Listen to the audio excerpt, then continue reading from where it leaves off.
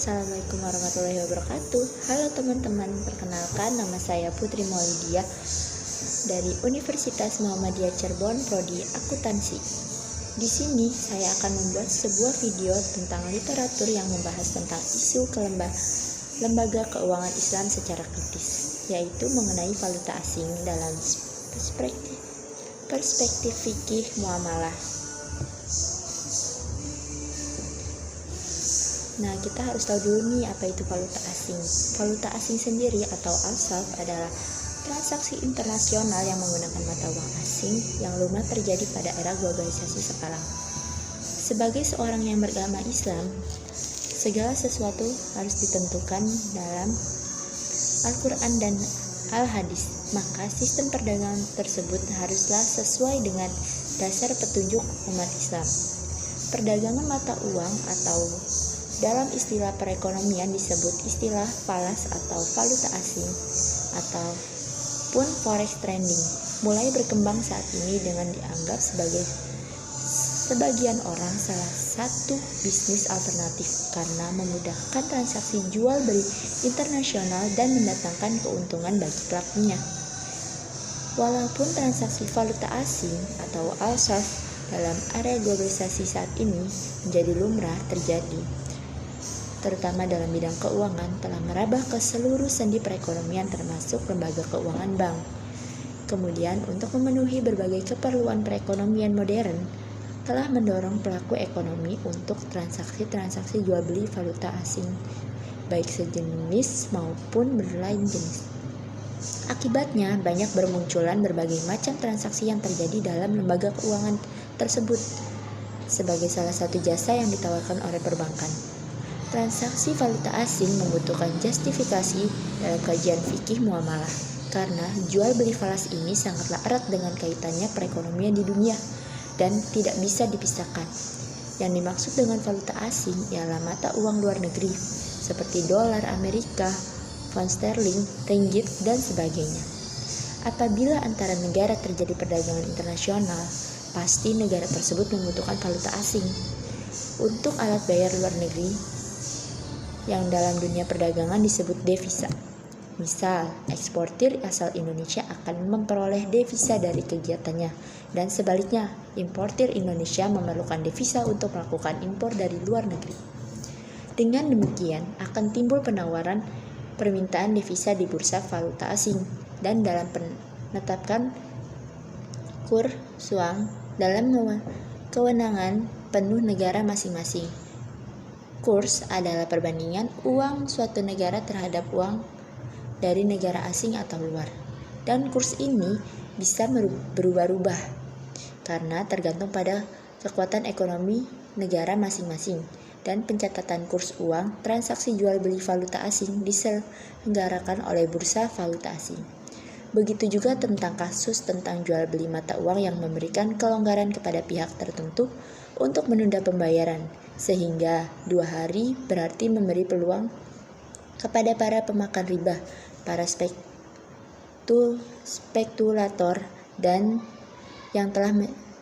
spekulator yang telah menjual dananya dengan skema spot untuk melangsungkan kejahatannya. Transaksi semacam inilah salah satu penyebab terjadinya gonjang-ganjing pada kurs suatu mata uang. Oleh karena itu, berbagai negara membatasinya sedemikian rupa, bahkan melarangnya. Sebagaimana yang telah disebutkan oleh fatwa MUI bahwa transaksi valuta asing atau al-sarf hanya dibolehkan bila ada keperluan, misalkan untuk berjaga-jaga dan tidak untuk spekulasi atau untung-untungan, dengan persyaratan yang tidak memiliki dasar hukum, karena transaksi valuta asing atau al-sarf adalah salah satu bentuk transaksi mukadiyah yang didasari oleh keinginan mendapatkan keuntungan dan tidak termasuk transaksi yang bertujuan untuk memberikan jasa dan uluran tangan. Dengan demikian, transaksi ini semestinya dibolehkan kapan saja, walau dengan tujuan mencari keuntungan asalkan dilakukan dengan cara tunai tanpa ada yang berhutang sedikit pun. Dan apabila penukaran uang dilakukan antara mata uang yang sama, maka nilai harus sama tanpa ada kelebihan sedikit pun. Dewan Syariah Nasional telah menimbang dalam sejumlah kegiatan untuk memenuhi berbagai keperluan. Seringkali diperlukan transaksi jual beli mata uang atau arsaf, baik antara mata uang sejenis maupun mata uang berlain jenis. Bahwa al-urf tijari, tradisi perdagangan transaksi jual beli mata uang, dikenal beberapa bentuk transaksi yang status hukumnya dalam pandangan ajaran Islam berbeda antara satu bentuk dengan bentuk lainnya. Agar kegiatan transaksi tersebut berjalan dilakukan sesuai dengan ajaran Islam. DSN memandang perlu menetapkan fatwa bahwa arsaf untuk dijadikan pedoman. Nilai mata uang suatu negara dengan negara lainnya ini berubah atau berfluktuasi setiap saat sesuai volume permintaan dan penawarannya. Adanya permintaan dan penawaran ini yang akan menimbulkan transaksi uang yang secara nyata tak hanya alat tukar menukar mata uang yang berubah dan yang berbeda nilai. Dalam hukum Islam sudah diatur dengan jelas tentang jual beli melalui adab ijab kabul serta dan perjanjian untuk memberi dan menerima. Penjualan menyerahkan barang dan pembeli membayar tunainya. Tidak mengandung riba. Nah, mari kita bahas lebih detail, lebih jelas lagi tentang pengertian jual beli falas atau arsaf ini. Jual beli valuta asing dalam bahasa Arab sering disebut dengan kata arsaf dalam kamus Al-Munjin fi al-Lughah disebut bahwa al-sarf berarti menjual uang dengan uang lainnya. Secara bahasa, pertukaran mata uang asing atau arsaf mempunyai arti al-ziyadah atau tambahan, penukaran, penghindaran atau penjualan transaksi atau transaksi jual beli. Sedangkan secara istilah atau terminologi terdapat beberapa definisi dari beberapa ulama sebagai berikut.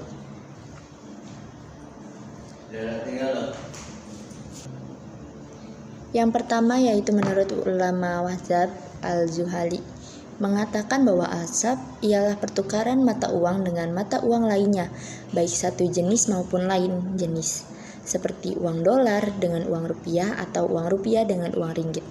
Yang kedua, menurut ulama Abdul Ar-Rahman Al-Zazairini mengatakan bahwa as-sarf ialah pertukaran mata uang asing dengan mata uang rupiah, emas dengan emas, perak dengan perak, atau salah satu dari keduanya. Sedangkan menurut ulama Ibnu Maudud al-Mushuli mengatakan bahwa arsaf ialah pertukaran mata uang dengan mata uang lainnya atau salah satu jenis barang dengan jenis barang lain yang sama, cetakan, bentuk, dan logam. Apabila yang diukur uang dengan uang atau emas dengan emas, perak dengan perak, maka hal tersebut tidak diperbolehkan kecuali semisalkan serta secara serah terima. Menurut Faith Rival mengatakan bahwa arsaf adalah jual beli mata uang. Pada asal mata uang merupakan emas dan perak. Biasanya uang emas disebut dinar dan uang perak disebut dirham. Dari beberapa definisi tersebut dapat disimpulkan bahwa arsaf adalah perjanjian jual beli mata uang yang berbeda, yaitu jual beli mata uang dengan mata uang lainnya. Arsaf secara bebas diartikan sebagai mata uang yang dikeluarkan dan digunakan sebagai alat pembayaran yang sah di negara.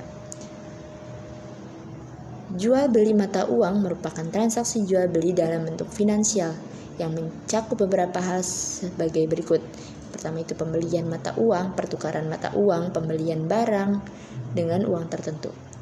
Rukun-rukun dan syarat dalam arsaf sendiri yaitu sebagaimana telah kita ketahui bahwa dalam suatu perbuatan hukum terdapat unsur-unsur yang harus dipenuhi agar perbuatan tersebut bisa dikatakan sah. Begitu pula dengan pertukaran mata uang asing atau yang kita sebut falas. Unsur-unsur tersebut harus dipenuhi. Unsur-unsur tersebut disebut rukun, yang mana pertukaran mata uang asing dapat dikatakan sah apabila terpenuhi.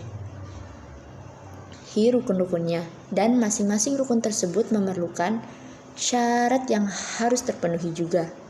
Adapun yang menjadi syarat dalam jual beli mata uang asing atau falas ini, yang pertama itu ada serah terima sebelum iftirak atau berpisah. Maksudnya yaitu transaksi tukar menukar dilakukan sebelum kedua belah pihak berpisah. Hal ini berlaku pada penukaran mata uang yang berjenis sama maupun yang berbeda. Oleh karena itu, kedua belah pihak harus melakukan serah terima sebelum keduanya berpisah meninggalkan tempat transaksi dan tidak boleh menunda pembayaran salah satu keduanya. Apabila persyaratan ini tidak dipenuhi, maka jelas hukumnya tidak sah. Hal ini sesuai dengan dalil yang bersumber dari hadis Nabi, seperti yang telah disebutkan.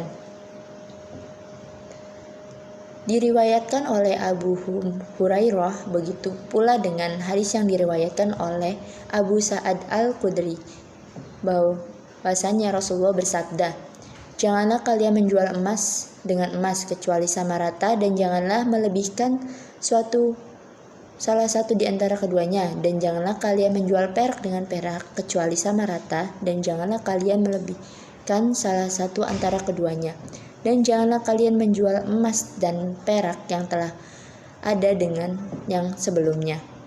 Namun, terdapat beberapa interpretasi yang berbeda di kalangan ulama mengenai istilah iftirak, yaitu menurut jumhur ulama seperti ulama Hanafi, Syafi'i, dan Hambali sepakat bahwa yang dimaksud iftirak adalah apabila kedua belah pihak telah meninggalkan tempat transaksi.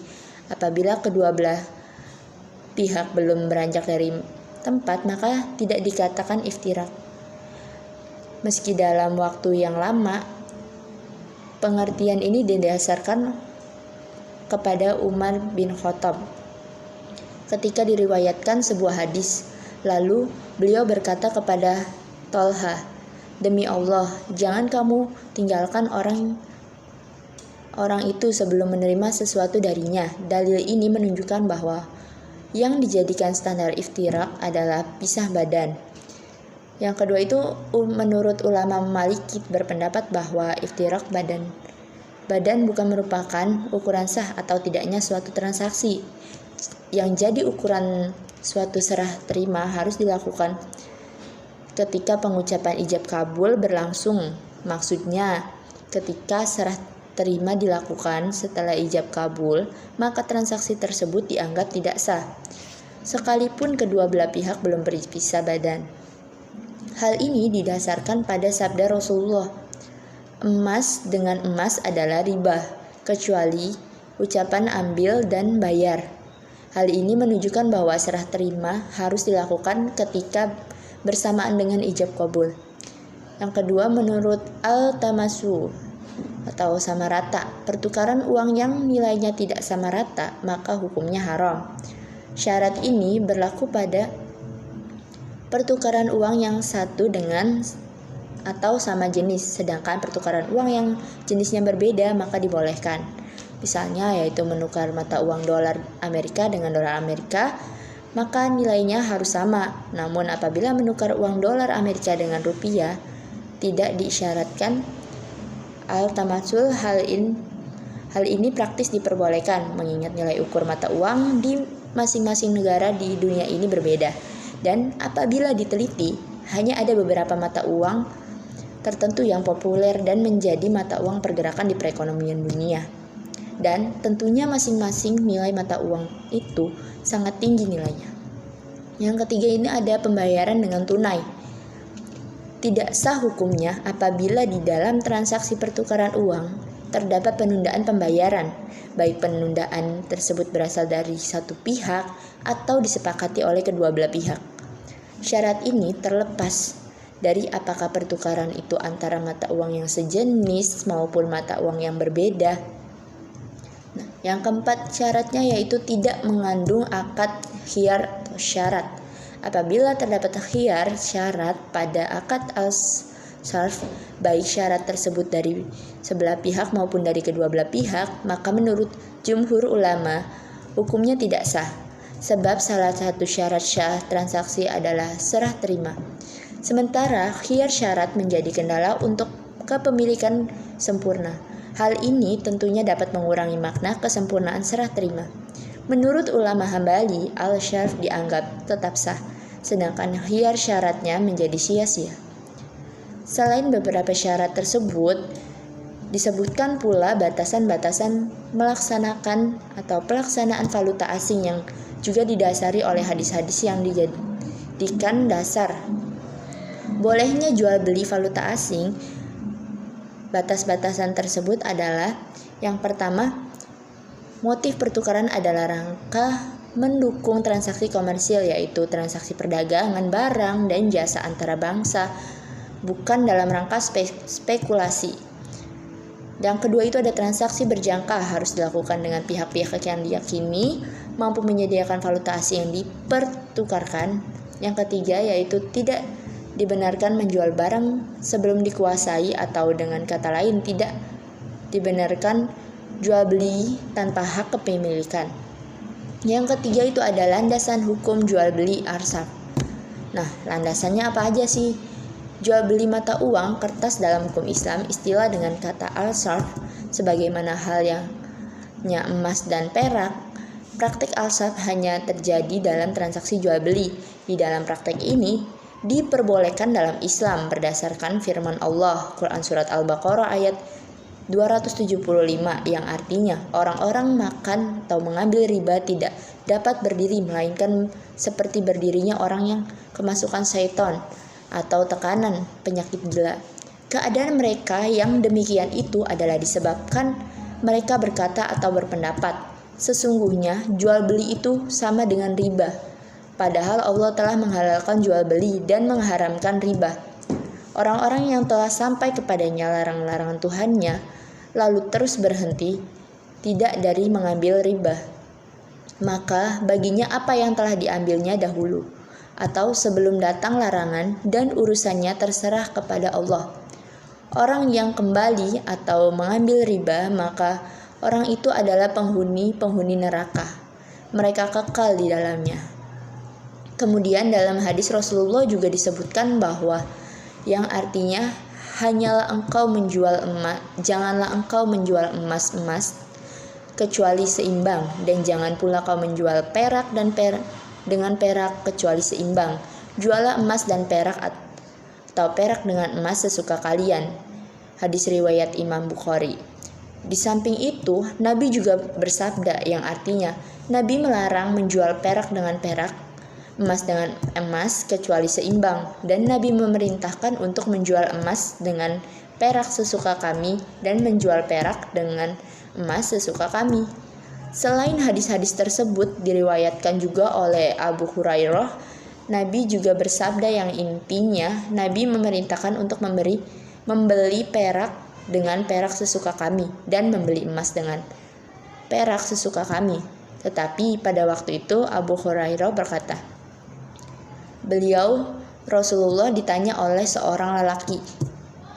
Lalu beliau menjawab, harus tunai, cash. Kemudian Abu Bakar berkata, demikianlah yang aku dengar. Adapun bunyi hadisnya, Rasulullah SAW memerintahkan kami untuk membeli perak dengan emas sekehendak kami dan membeli emas dengan perak sekehendak kami pula. Bila tangan dengan tangan atau takobus atau serah terima di tempat.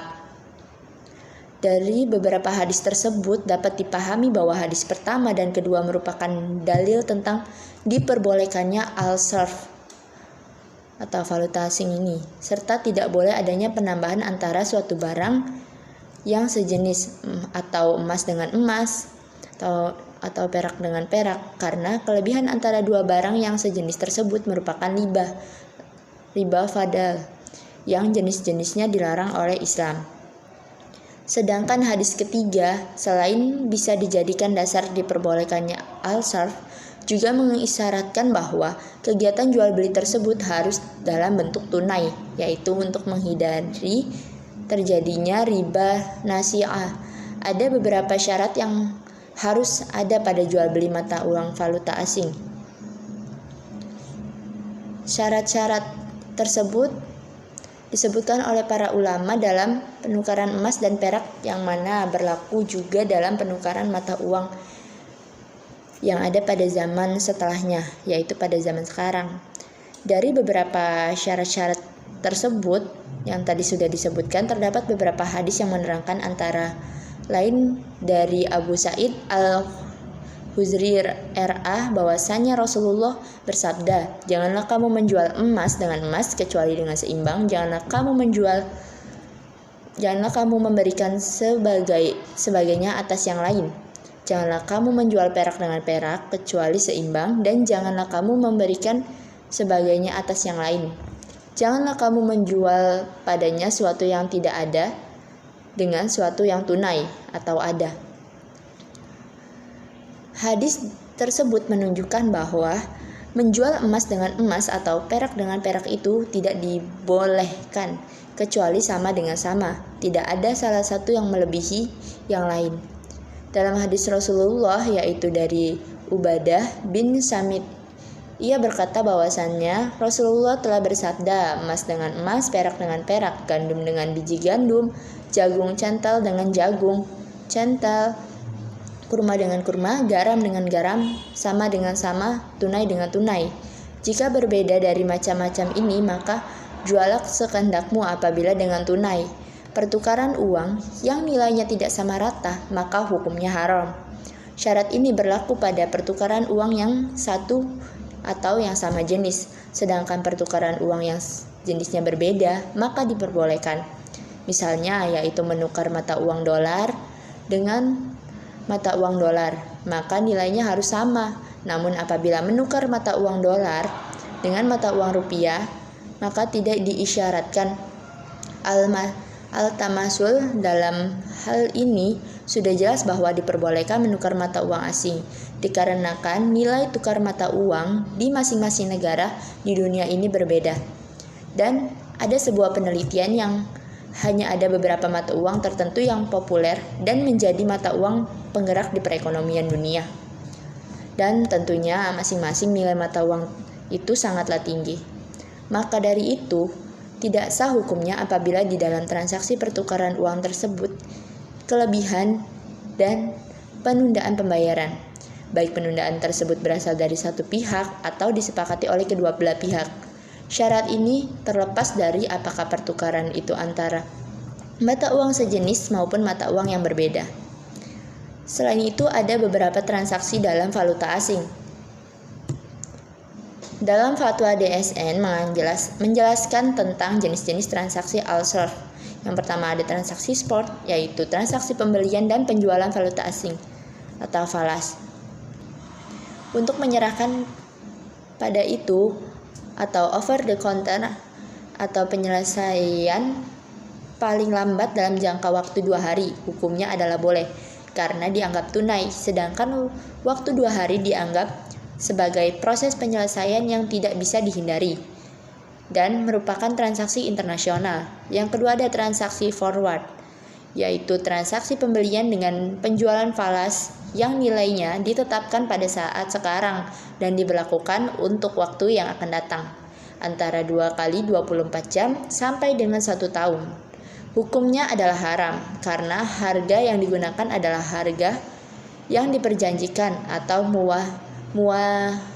mua'adah dan penyelenggaraannya dilakukan di kemudian hari. Padahal harga pada waktu penyerahan tersebut belum tentu sama dengan harga yang disepakati, kecuali dilakukan dalam bentuk forward agreement untuk kebutuhan yang tidak dapat dihindari. Yang ketiga itu ada transaksi swap, yaitu suatu kontrak pembelian atau penjualan falas dengan harga spot yang dikombinasikan dengan pembelian antara penjualan falas yang sama dengan harga yang di forward. Hukumnya juga haram karena mengandung unsur maisir atau spekulasi. Yang keempat itu ada transaksi option, yaitu kontrak untuk memperoleh hak dalam rangka membeli atau hak untuk menjual yang tidak harus dilakukan atas sejumlah unit valuta asing pada harga dan jangka waktu atau tanggal akhir tertentu. Hukumnya juga haram karena mengandung unsur maisar atau spekulasi. Yang kelima itu ada jual beli al-sarf dalam kajian fikih. Pembahasan selanjutnya yaitu transaksi mata uang al-sarf dalam kitab fikih sangatlah sedikit dan juga terbatas. Keterbatasan inilah yang dapat dipahami karena mungkin pada masa lampau ketika kitab fikih sedang ditulis oleh fuqaha, masalah jual beli mata uang bukanlah masalah yang menonjol sebagaimana masalah muamalat lainnya. Dengan demikian, perhatian tidak cukup banyak terhadap permasalahan ini. Masalah valuta muncul ke permukaan dan menjadi perbincangan ulama setelah terjadinya ketidakstabilan nilai tukar emas dan perak. Pada masa Kesultanan Mamluk, tepatnya pada masa Nasir Muhammad bin Qalamun semasa Imam Ibnu Taimiyah, sarf atau forex trading adalah jual beli suatu valuta asing dengan valuta lainnya. Valuta di sini maksudnya adalah valuta asing. Dalam bahasa Arab disebut arsarf. Maksudnya dengan valuta asing adalah mata uang luar negeri seperti dolar Amerika, pound sterling, Inggris, ringgit Malaysia dan sebagainya. Atau sarf atau money changing adalah menjual nilai sesuatu dengan nilai sesuatu yang lainnya, meliputi emas dengan emas, perak dengan perak, dan emas dengan perak. Dalam istilah fikih disebutkan bahwa bai asfar menjual mata uang dengan mata uang atau emas dengan emas.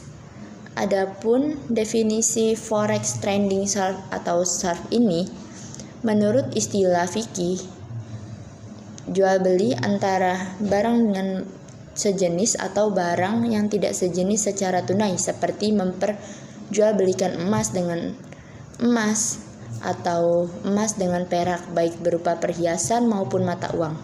Praktik jual beli valuta asing atau penukaran mata uang sejenis, menurut Heri Sudarsono, sarf adalah perjanjian jual beli valuta dengan valuta lainnya.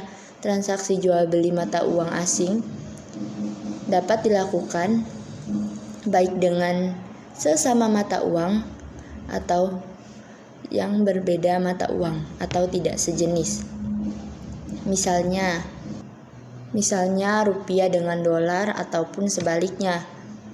Menurut tim pengembangan Institut Bank Indonesia, sarf adalah jasa yang diberikan oleh bank kepada nasabah untuk melakukan transaksi valuta asing menurut prinsip-prinsip sarf yang dibenarkan secara syariah. Adapun menurut ulama fikih, sarf adalah proses transaksi jual beli mata uang dengan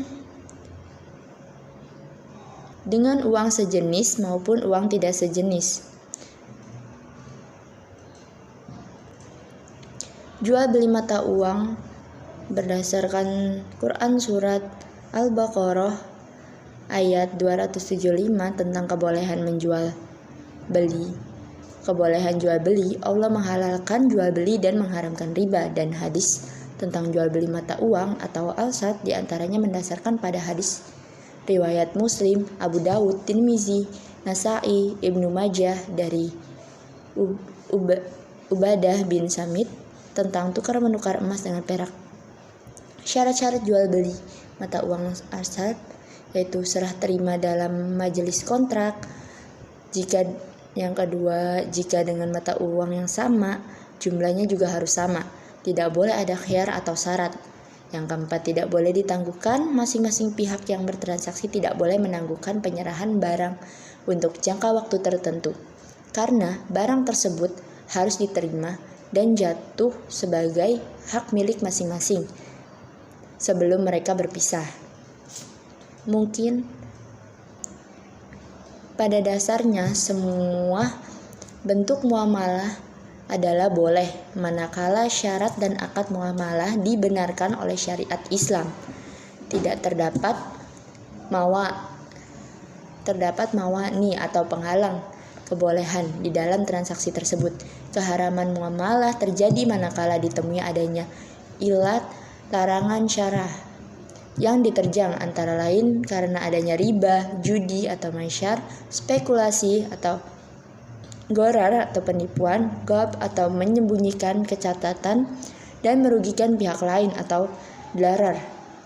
Itulah sebabnya dalam menyoal semua hukum suatu muamalah jual beli, maka beberapa ilat tersebut pasti dipergunakan sebagai sarana untuk meneliti sah atau tidaknya akad. Berkaitan dengan jual beli falas, maka dengan mencermati karakteristik dari jual beli falas yang rentan berubah dan senantiasa bergerak dari waktu ke waktu. Untuk itu diperlukan mencermati mekanisme transaksinya. Berikut ini sekedar gambaran dari mekanisme transaksi falas dan pandangan umum mengenai hukumnya berdasarkan syara. Untuk menganalisisnya lebih jauh, diperlukan telaah dalam forum yang lebih khusus. Yang pertama, seperti yang tadi dijelaskan, itu ada transaksi spot yang dicirikan oleh keberadaan penjual dan pembeli. Falas bertemu langsung di majelis akad, sehingga kesepakatan bisa langsung dilakukan berdasarkan kurs yang sudah pasti dan berlaku saat akad. Alhasil, tidak ada perbedaan antara harga saat ijab dengan harga saat qabul. Karena tidak adanya perbedaan, maka ilat dimaklumkan harga sehingga boleh. Yang kedua tadi ada transaksi yang dicirikan oleh mekanisme pemesanan falas di beberapa waktu yang akan datang dengan pola pemesanan sesuai dengan harga yang sekarang. Misalkan harga $1 sekarang Rp16.000 per dolar, maka untuk waktu yang mendatang ketika harga dolar turun menjadi 14.000 per dolar, maka penurunan ini tidak menjadi perubahan akad yang sudah disepakati di waktu sebelumnya. Jadi harga tetap berlaku Rp16.500 per dolar. Ketika tidak ada barang yang menjadi perantara keduanya, maka tidak urung transaksinya adalah menyerupai riba atau kodli, sebab saling takobud kontan atau yadan. Alhasil hukumnya adalah halal haram karena ilat riba dan maisir tersebut. Nah, yang tadi ketiga ada transaksi futur. Itu transaksi ini dikenal juga sebagai kontrak berjangka. Praktiknya hampir sama dengan transaksi forward. Bedanya ada wasilah berupa barang yang akan diserahkan di masa yang mendatang. Contohnya dari komoditas yang diperdagangkan dalam pasar futur adalah komoditas kopi, gula, aren, minyak bumi, dan lain sebagainya. Akan tetapi penyerahan itu tidak bisa dilakukan sekarang, melainkan di waktu yang akan datang ketika terjadi fluktuasi harga. Akan tetapi harga jual per harga belinya diberikan sekarang dalam bentuk mata uang dolar atau mata uang negara lain yang kurs saat ini. Alhasil, transaksi ini menyerupai maisir atau bai atau bayi munabadzah atau muhaqalah, jual beli atau yang biasa dikenal jual beli lempar kerikil sehingga diputus sebagai haram. Yang transaksi selanjutnya itu ada transaksi option. Transaksi ini dicirikan dengan pola pembelian hak untuk menghandle atau melepas suatu aset pada suatu waktu yang diinginkan dengan harga yang diinginkan pula.